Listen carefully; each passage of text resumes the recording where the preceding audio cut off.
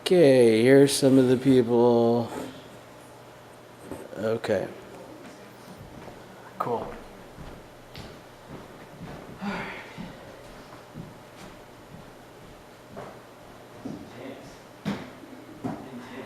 So ignore the screen and it's going to brighten. And then we have Jesus' manger over here. So thank you for being here tonight. Okay. So as you know, this is my final sermon now that I have to give for college, and probably not the way I'm supposed to start out my sermon, but it is what it is. So one day there was a preacher walking down the road. And he was just walking down and he saw a group of boys. Probably not much younger than Braxton here.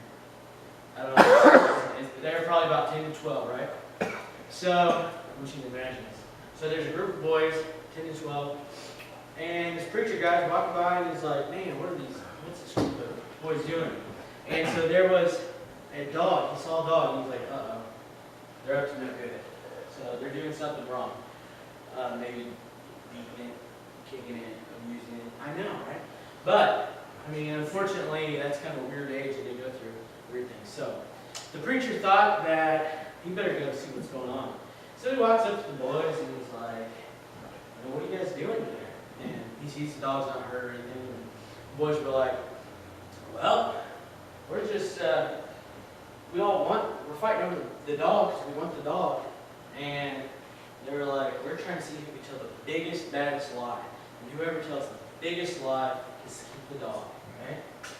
So they're doing that. And the preacher, of course, he's almost offended and kind of furious and disappointed in the boys. And he's like, why would you guys do that?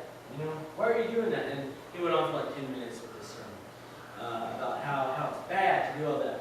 And when he wrapped up the sermon, he was like, he finished it and he said, when I was your age, I never told a lie. And then there was like dead silence. So he thought he got through to the boys, right? And they're like, something sunk in. And then finally, the smallest boy, he sighs and he looks at the boy and he says, all right, boys, give the preacher the dog. All right? Wow, get it? Okay. I get it. Because the preacher obviously won that. Exactly. So tonight, am I a hypocrite? Hypocrite. Yes, I am. The answer is that. But that is kind of what we're talking about. Am I a hypocrite? So, we are all sinful and need Christ. Tonight we are going to be talking about John chapter 8. So if you want to go ahead and flip there, that'd be awesome. John chapter 8. And the text that I really want to concentrate on is, he who is without sin among you, let him be the first to throw a stone at her. He who is without sin among you, let him be the first to throw a stone at her. That's John 8:7. And that is a part of a big passage. So to really understand that, we may have heard this a million times. I know I did growing up as a kid. It's kind of talking about hypocrisy, right? And judgment, I guess, being judgmental. So, if you don't know, because I know some of you guys may not have grown up in church or know this passage, but it's talking about the adulterous woman. Some of you guys know that? Yeah? Okay. So the adulterous woman. So Jesus was at the Mount of Olives, and I guess that was an actual place. I didn't do as much research as on the actual place, but it doesn't matter. That's where he was. And he had been preaching in the temple. So one day he went back from the temple, and he was teaching and preaching, and the Pharisees, you guys know what the Pharisees are? That's your Jewish leaders and whatnot. We'll talk about them a little bit this morning. So the Pharisees, they brought this woman in, threw her down right in the center, right in the courtyard of the temple, and said that she had been taught an act of adultery. So, with that being said, I mean, to really imagine that this woman was probably half naked, if not naked. And immediately they go to Jesus and they're like, well, what should we do? We know what the law of Moses says, and it says to stone her. And I wanted to bring you guys a big sample, like a chunk of rock, because when you think about someone getting stoned, you think of these little pebbles, at least I do. But I'm guessing they're looking for the sharpest, most jagged stones to really do some damage. So these people were about to stone her.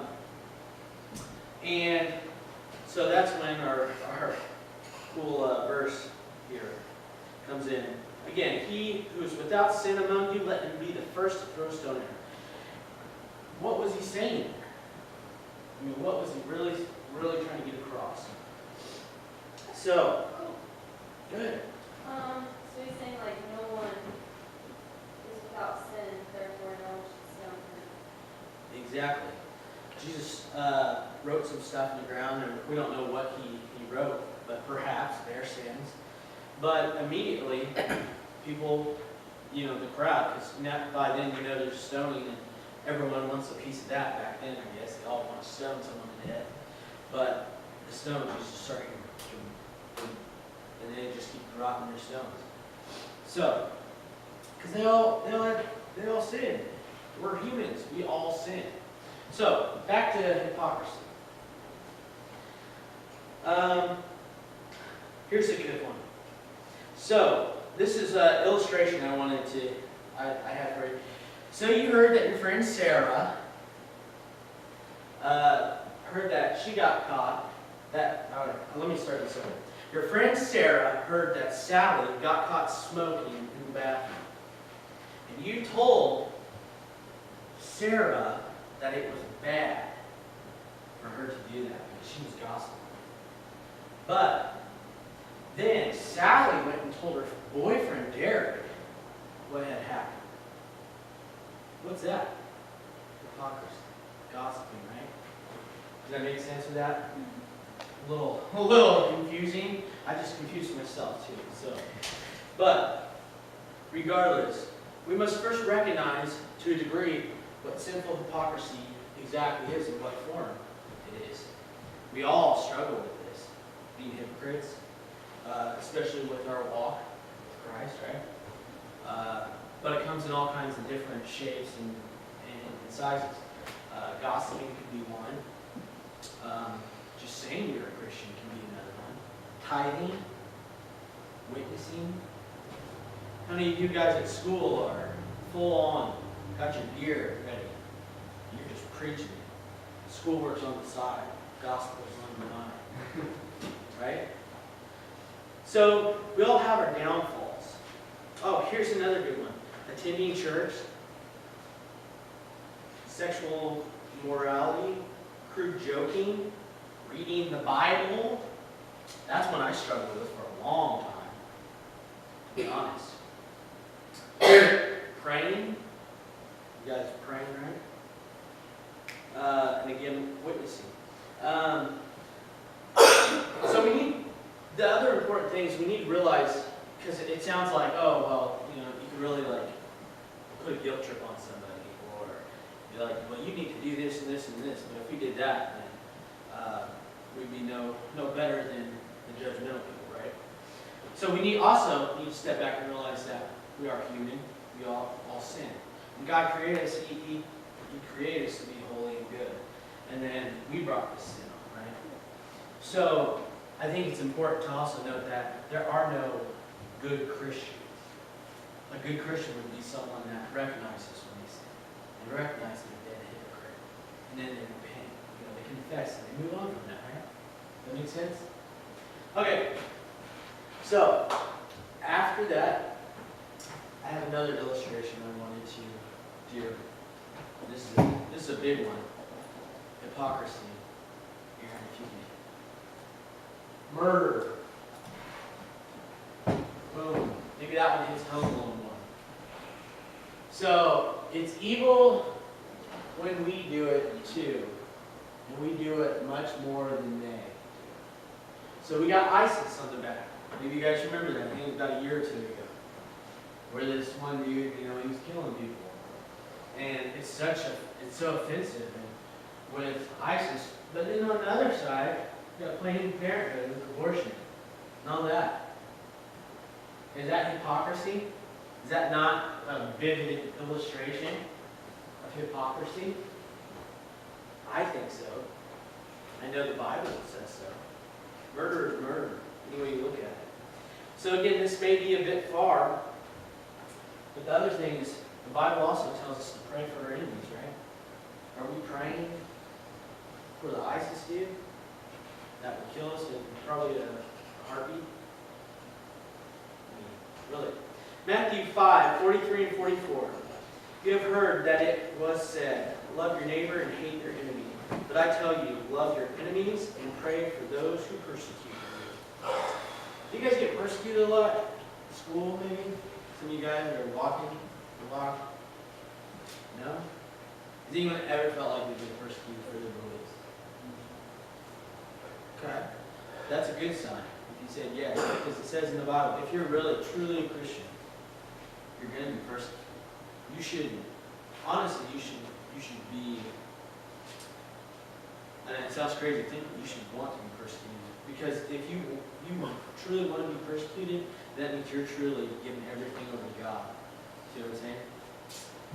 So, and I mean, that's where I'm going to try my best, and I pray that you guys will as well. So Jesus tells us in Scripture to pray for our enemies and those that persecute us. Again, are we doing this? If we are doing this, are we going out planting seeds for the kingdom? Something that I know I watched a sermon of recently, and it was talking about where Jesus was preaching, and then he had to go because there were so many people coming, and then he saw a farmer planting crops and seeds and stuff, and how some seeds weren't going down, they were hitting the rocks, and the birds would come up and eat them, and so on. And only a few of them actually did that. But how we can relate that is, are we planting these seeds? Are we actually like trying to get our friends to come to church to actually have a relationship? Are we working on our own relationship? Are we putting idols? I mean, are we making things like above God? And I don't care what you say. I mean, everyone does it. For a long time, money was the biggest thing, even recently for me. But for you guys, it may be different. It may be farming. It may be work. It may be money. Maybe your girlfriend, boyfriend, sports. I mean, you name it. But there's something probably there. So are we being a hypocrite? If you say you're a Christian, you're being a hypocrite and putting other stuff above God. So, Christ is clear in Matthew 7:13. Enter through the narrow gate, for the gate is wide and the way is broad that leads to destruction. And there are many who enter through it. That, for me, I mean, that's crazy because, again, I know this morning Dan talked a little bit about it, where John had said, I think it was something where it was like 1,400, 1,500 miles was this gate's entrance, which is kind of crazy to think about. I think that's in Revelation, but again, it's big, but think of all the people that think they're going to heaven. That's from Boston to Texas, I believe. Boston to Texas. For all the people ever that think they're going to heaven, is it really that big? It's kind of narrow. That's just the U.S. Think of all the people across the world ever. I'm just saying, I mean, you need to really check yourself. Now, which leads me to my next thing. Self-evaluation. Am I a hypocrite? I am the vine, you are the branches. He who abides in me, and I in him, he bears much fruit, for apart from me, you can do nothing. If anyone does not abide in me, he is thrown away as a branch and dries up, and they gather them and cast them out in the fire, and they are burned. John 15:5-6. I don't know about you, but man, and again, I'm not trying to preach a scare tactic kind of thing, but it's the truth. Sometimes the truth's hard to handle on the tape, but if you're faking, I mean, seriously, if you're fronting, Go. Because that's not just today you're messing with. That's your eternity.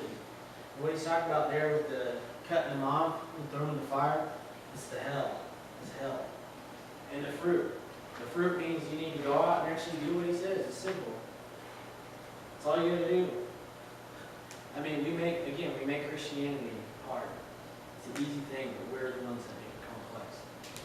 So, go out there, bear fruit, witness,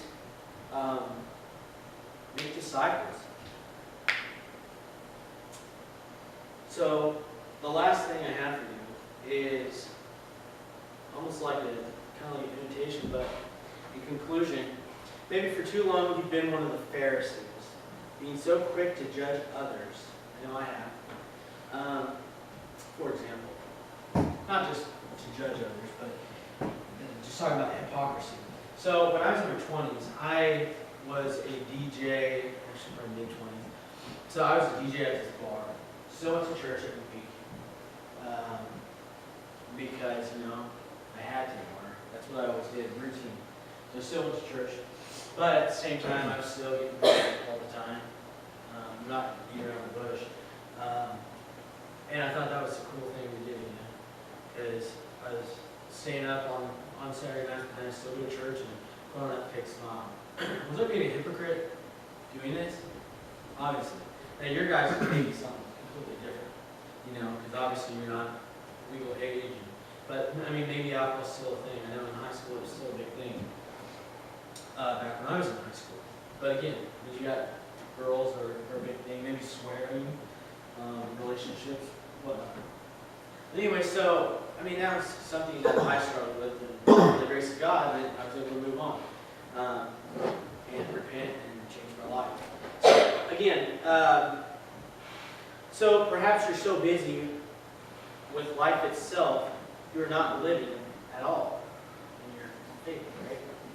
Or maybe you're simply confused on what being a true follower of Christ is.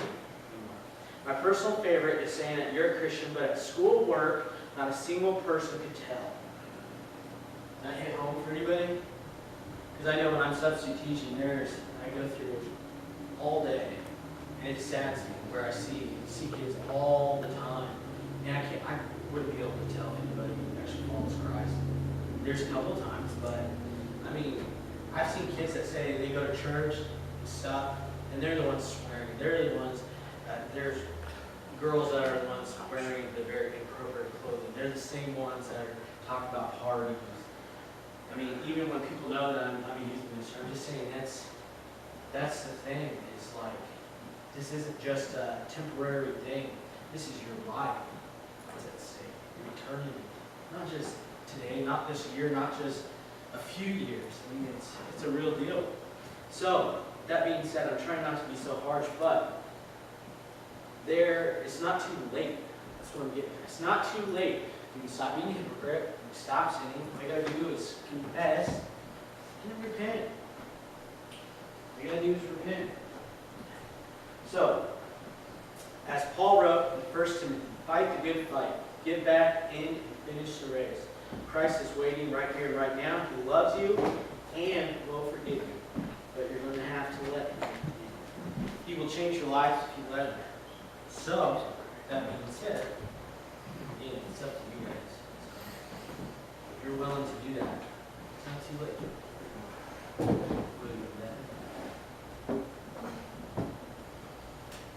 Cool. Well, that's what I got for you. So, if you want to talk, by all means.